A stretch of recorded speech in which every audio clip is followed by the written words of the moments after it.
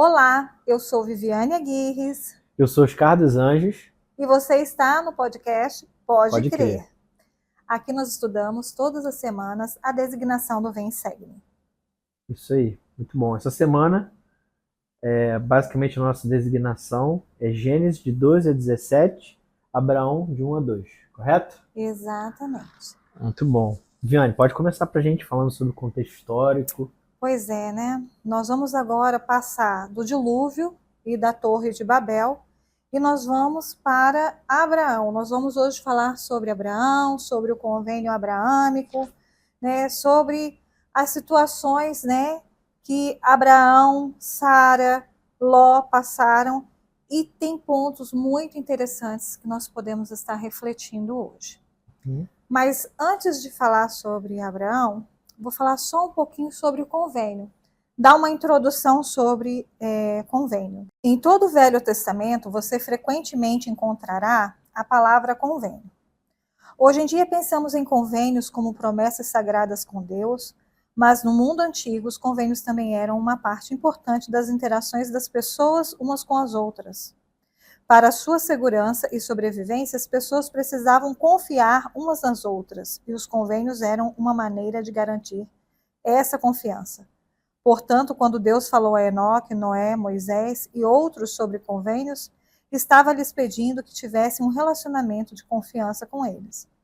Chamamos esse convênio de novo e eterno convênio ou convênio abraâmico, uma referência ao convênio que Deus fez com Abraão e Sara e depois renovou com os seus descendentes, Isaac e Jacó. Eu fico pensando, né, a respeito da seriedade do convênio, né?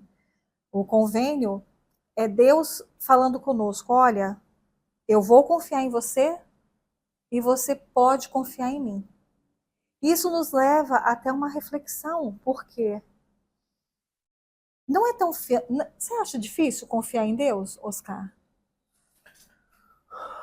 Não, depende do nosso estado espiritual, eu acho. Se você tem, quanto mais o vínculo que você tem, quanto mais próximo dele você está, mais confiança você tem. Agora, quanto mais afastado dele você está, menos confiança você tem, minha opinião. E eu entendo a sua opinião e eu até concordo com ela, porque isso é o que a gente realmente vê, né? Geralmente a gente vê. O que eu posso dizer por mim, por exemplo, eu tenho plena confiança em Deus, plena confiança, e tenho mais de 1000 motivos para confiar. E é aquele detalhe: quanto mais você está próximo de Deus, quanto mais você se alinha com Ele, mais você aumenta esse vínculo, Isso. né? Uhum. E aí eu penso, será que Deus pode confiar em mim? E isso me fez refletir nos meus atos, nos meus posicionamentos, se Deus pode realmente confiar em mim. Sabe, se a balança está equilibrada. Sim. Né? E a gente, olhando para a história de Abraão, tudo que ele fez, né, indo um pouquinho no contexto histórico, Abraão descende de Sem filho de Noé. Né? Uhum. E Abraão era filho de Terá. E Terá, ele cresceu no meio de um povo apóstata, de um povo idólatra, né, sanguinário. Abraão foi aquele que escolheu fazer diferente. Né? Ainda que a família dele, ainda que ele tivesse nascido no meio, né, inapropriado, né, onde a palavra de Deus não era, do nosso Deus no caso, né, não era propagada, muito pelo contrário, eles adoravam outros deuses, ainda assim ele fez uma escolha diferente. E a gente olhando para ele, para as coisas que ele fez, a gente entende que a gente também pode fazer escolhas diferentes. Às vezes a situação na nossa vida, o meio no qual a gente vive, às vezes a nossa família, não é exatamente aquilo que a gente esperava, né? Ou não está dentro dos princípios, né, que nós queremos viver. Mas isso não significa que é definitivo. Sim. Não, algo que eu gostei muito aqui no versículo 2, né, Abraão 1, 2, ele começa a falar sobre o estado dele, né, e o que ele estava buscando. E aí, quando a gente vê o desejo de Abraão, e a gente vai falar um pouquinho sobre isso, né? É muito interessante que ele tinha um desejo de ser possuidor de grande conhecimento Uhum. e ser o maior seguidor da retidão. Então eu acho que isso, teoricamente, é proporcional. Quanto mais conhecimento você tem no Evangelho, e esse conhecimento a gente usa até aquele conceito, né, de conhecimento é só eu saber sobre algo e sabedoria é aplicação. Sim. Então eu vejo que quanto mais conhecimento e quanto mais sabedoria nós temos, mais nós vamos querer estar mais perto do Pai Celestial, mais reto a gente vai querer ser. E aí você percebe que Abraão sempre teve esse desejo, digamos assim. O maior desejo dele era ser um seguidor da retidão, como ele mesmo diz. E aí, mais uma vez, uma reflexão, né, que a gente pode fazer. Quais são os desejos profundos do nosso coração? Será que todos eles são seculares? Será que eles estão só relacionados às coisas do mundo? Ou eles são relacionados às coisas espirituais também? Será que a gente deseja profundamente ser um seguidor da retidão? Será que a gente deseja e a gente está se esforçando para obter o conhecimento que nós poderíamos ter e que o Senhor está proporcionando para a gente? Ou a gente está fazendo mais ou menos? Por exemplo, só o fato das pessoas estarem aqui com a gente fazendo esse estudo demonstra quanto que elas querem conhecimento, quanto que elas querem se tornar mais retas, quanto que elas querem ter uma base doutrinária para poder tomar boas decisões. Então isso é o que Abraão estava fazendo. É verdade, né? E Abraão, ele não desejou riqueza, ele não desejou poder terreno, ele desejou convênio. Ele desejou fazer uma aliança com Deus, né? Andar com Deus. Então, algumas ações evidentes dele foi, primeira coisa, ele rejeitou a idolatria da família dele. Né? Olha, eu não faço parte disso, eu não vou fazer parte disso, né? Ele buscou o Senhor sob o risco de morte, né? Porque eles queriam sacrificar, a família queria realmente sacrificar, fazer um rito, né? Sim. Com Abraão, e o Senhor livrou Abraão, né? Ele foi obediente no chamado dele. O Senhor falou: olha, você sai da terra da sua parentela, e ele atendeu prontamente. E ele continuou fiel, mesmo com algumas promessas não sendo cumpridas, com ele ainda em vida. Né? Eles não tinham ali a promessa sendo realizada imediatamente. Levou um tempo até todas as coisas se cumprirem. Né? Então, a gente percebe que o desejo verdadeiro, ele se manifesta na atitude. Né? Porque nós podemos desejar, mas se a gente não age, esse desejo ele não se realiza. Né? E foi isso que Abraão fez, e isso serve de ensinamento para nós. Né? E o Senhor, ele se mostrou a Abraão, por quê? Tinha o convênio, e aí veio as promessas. Então, o Senhor, ele não. E eu vejo isso muito hoje em dia para nós também, né? Conforme a gente vai estudando. O Senhor não falou apenas, Abraão, vai e faça. Ele mostrou tudo aquilo que ele daria a Abraão. Né? Ele fez todas as promessas para Abraão, né? E era meio que uma troca, né? Uma parceria. E a gente vê isso aqui nas Escrituras. Agora, a pergunta fica para nós: quais são os nossos desejos? O que nós estamos desejando? E se os nossos desejos fossem tão justos que o Senhor pudesse dar a mesma visão pra gente? Nossa. Ele não faz acepção de pessoas, né? Sim. Eu não acredito que ele tenha dado toda essa visão para Abraão da posteridade dele, se o desejo dele não fosse tão justo que o Senhor tem que falar, tem que mostrar para ele. Sim. Então, talvez o que a gente pode fazer para que o Senhor veja tanta confiança, que nós confiamos tanto nele, que ele pode mostrar os céus pra gente. Nossa, seria perfeito, né? E aí a gente pensando nos nossos desejos, eles são espirituais ou apenas circunstanciais? Né? A gente enxerga, né? Tem até um discurso que fala, a gente enxerga o fim desde o começo, ou a gente só pensa ali naquele imediato ali para aquela situação, para aquela ocasião, né? Porque o nosso convênio com o Senhor né, essa nossa parceria com o Senhor, digamos assim, ela é eterna. Sim. Então não pode ser só para o aqui e agora, né? E se alguém, esse aqui é legal, ó. Se alguém observasse sua rotina, perceberia que você deseja retidão? Se as pessoas nos observassem o tempo todo, 24 horas, né? O que nós estaríamos transmitindo para essas pessoas? Eu tenho uma preocupação muito grande com isso. E por me preocupar com isso, isso meio que me policia também. Sim. Né? Porque às vezes a gente age muito por impulso, né? E vai fazendo as coisas, vai atropelando, sem pensar na consequência para as pessoas que estão ao nosso redor, né? Lá em Então, Mateus fala que a gente precisa ser uma luz do mundo, sim, um exemplo. Antigamente a gente tinha muito, não sei se você lembra desse termo que a gente usava, que era evitar a aparência do mal. sim, Muitas pessoas hoje, elas não se contentam só em pecar, elas têm que postar. Então o erro ele não tem que ser só feito, ele tem que ser mostrado para as outras pessoas. E quando a gente faz isso, às vezes a gente não pensa no impacto que isso pode ter, tanto agora quanto no futuro. sim. Porque infelizmente a gente. E eu me coloco nisso também. Às vezes eu cometo algum erro e eu não penso no erro que eu estou cometendo e como que isso pode influenciar outras pessoas. Exatamente. E aí é que nós vemos que Abraão, né, a gente já falou a respeito da dificuldade familiar que ele tinha, e aí aquele detalhe. Como que a gente se posiciona quando a família não deseja retidão, por exemplo? Né? Quando os planos da família não batem com os nossos planos. Isso não significa que tem que ser assim para sempre, porque nós podemos quebrar os ciclos espirituais.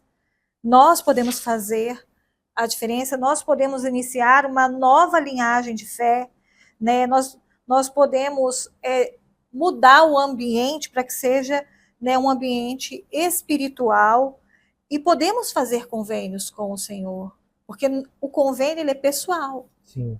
Né? É um tratado, é a minha palavra para o Senhor e a palavra do Senhor para mim. Eu acho interessante que quando a gente fala sobre isso, antigamente, a palavra valia muito, né? Você não precisava fazer um documento propriamente dito, mas se existia a palavra ali, a palavra que era o suficiente. Um aperto de mão selava. Né? Hoje em dia, o que a gente precisa fazer? Contrato. Um contrato, um documento, né? Registrado em cartório e com testemunha ainda. Isso aí. Né? E aí Deus se mostra para a gente de uma forma mais simples possível. Ele acredita na nossa palavra e pede que a gente acredite nele. Né? Então, é ali, ó, entre os dois. Vamos ler então Hebreus 11, de 8 a 13? Pela fé, Abraão, sendo chamado, obedeceu, saindo para o lugar que havia de receber por herança, e saiu sem saber para onde ia. Pela fé, habitou na terra da promessa como em terra alheia, morando em tendas com Isaque e Jacó, herdeiros com ele da mesma promessa, porque guardava a cidade que tem fundamentos, da qual o arquiteto e construtor é Deus. Pela fé, também a própria Sara recebeu o poder de conceber e deu à luz já fora da idade, porquanto teve por fiel aquele que lhe tinha prometido. Pelo que também de um e esse já amortecido, desceram em tão grande multidão como em estrelas do céu e como a areia inumerável que está na praia do mar. Todos esses morreram na fé, sem terem recebido as promessas, porém, vendo-as de longe e crendo nelas e abraçando-as, confessaram que eram estrangeiros e peregrinos na terra. Olha isso. Então Deus não apenas abençoa Abraão, ele faz um convênio com ele, e esse convênio não é apenas promessa, né? É um acordo sagrado com responsabilidades dos dois lados, né? Então o que Abraão promete? Obediência, fidelidade, andar diante de Deus e ser perfeito. né? E o que Deus promete a Abraão?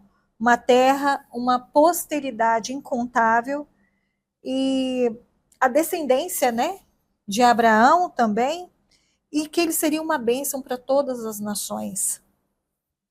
Então, as promessas e as bênçãos, elas são declaradas. Ele fala aqui, ó, far-te-ei uma grande nação, um grande nome, engrandecerei seu nome, toda a terra que vês, dar-te-ei. Enfim, olha como que Deus, ele é generoso. Sim. Algo que eu acho muito interessante também, tem uma citação do elder Bruce R. McConkie, e ele fala assim, ó, no sentido inicial e preliminar, essa passagem diz a respeito das terras e a semente temporal de Abraão.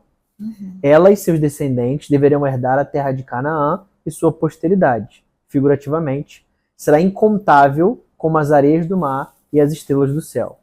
Porém, no sentido mais amplo e completo, as promessas se referem ao casamento celestial, à continuidade da unidade familiar, à progenie eterna, a ter filhos espirituais por todo sempre, para que, literalmente, eles sejam inumeráveis como as partículas da Terra e infinitos como o número de estrelas que compõem todas as galáxias do espaço sideral. E ainda, no sentido mais importante, todas essas mesmas bênçãos se tornam a herança dos santos, que vivem a lei de Abraão e entram na mesma ordem de matrimônio que abençoa a sua vida de Isaac e de Jacó. Ou seja, todas as promessas que teoricamente ele teve, quando nós entramos no novo e eterno convênio, elas se tornam nossas também, como herdeiros também de Abraão. Exatamente. Então, a gente voltando aqui para o contexto histórico, né? Aconteceram algumas situações, eu vou pular, né, um pouquinho, mas quando o faraó liberou a esposa, né, a Sara, esposa de Abraão, porque o Senhor apareceu para ele em sonho e falou, olha, libera. O Egito estava sobre uma praga por conta que ele tinha retido a esposa de Abraão, e ele pediu que o faraó libertasse então Sara. Libertando Sara, o faraó deu vários presentes também para Abraão, né?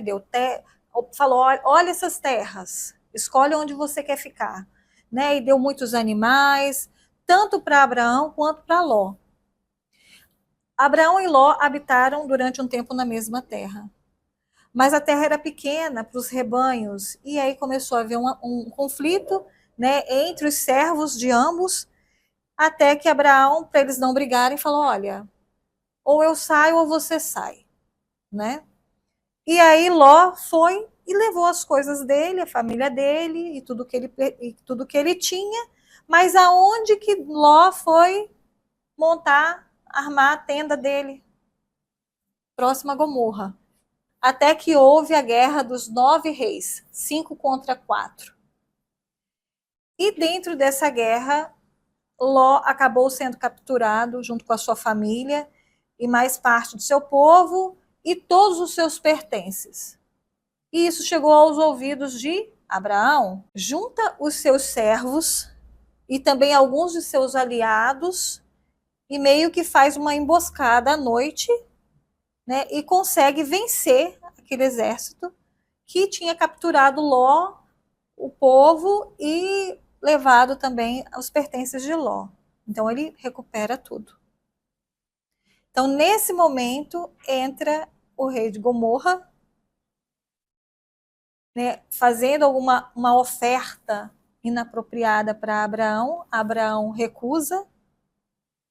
Ele pega o despojo, 10% do despojo da guerra, e paga o dízimo a Melquisedeque. E aí nós vamos saber, né, a respeito um pouco mais desse comprometimento que Abraão tinha com o Senhor, né? Abraão, ele já tinha muitas posses, ele era um homem muito rico nessa ocasião, né? E os despojos da guerra eram um direito, né? Você ganhou a guerra, tudo que tem ali é seu, né? O dízimo, assim como foi na época de Abraão, ele é igualmente importante para nós hoje, né? O dízimo para nós é um convênio também e uma promessa, né? Lá em Malaquias o Senhor fala, né?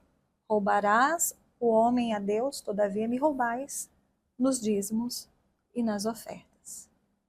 E nós não podemos ter um pensamento limitado sobre o dízimo, porque eu penso que muitas pessoas acham que o dízimo se refere a bênçãos materiais. É só sobre materiais? Não. Teve uma época que eu aprendi com o presidente de destaque que eu tive, eu nunca mais me esqueci aquilo que ele falou. Ele falou assim, Oscar, a promessa do dízimo não é sobre riqueza. Nunca foi sobre riqueza. É sobre não faltar o azeite na botija. Se você quer prosperar, você paga as ofertas. Por isso que são os dízimos e as ofertas. Nunca mais eu me esqueci disso, Viane. E todas as vezes que eu tinha alguma dificuldade financeira, que eu tinha que pensar, talvez se eu ia pagar o dízimo ou não, eu lembrava disso. Se eu quero crescer, se eu quero prosperar, eu pago o dízimo e as ofertas. Sim. O dízimo para me manter, digamos assim, é como se fosse o meu seguro de vida. E as ofertas para que eu possa prosperar. Sim. Então, desde que eu aprendi esse princípio, nunca mais me esqueci disso. Exatamente, né? E é uma promessa maravilhosa que o Senhor faz para nós. Você citou, né, um líder, e nós tivemos uma época, um patriarca na nossa estaca, e ele sempre tinha uma piada, né, para contar, mas essa era bem interessante, porque ele falava, olha, você imagina o tamanho da janela do céu. Imagina, né?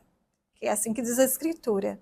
O Senhor está lá em cima, com uma caixa d'água despejando bênçãos. E você está aqui embaixo com um copinho de sacramento, esperando para receber. Ou seja, o Senhor tem tanta coisa para te abençoar, e você está se limitando nas bênçãos. Né? Como você falou, não se trata de riqueza, né? Mas se trata de não faltar, né, azeite na botija. E é sobre isso, é sobre saúde, é sobre segurança, é sobre proteção, né?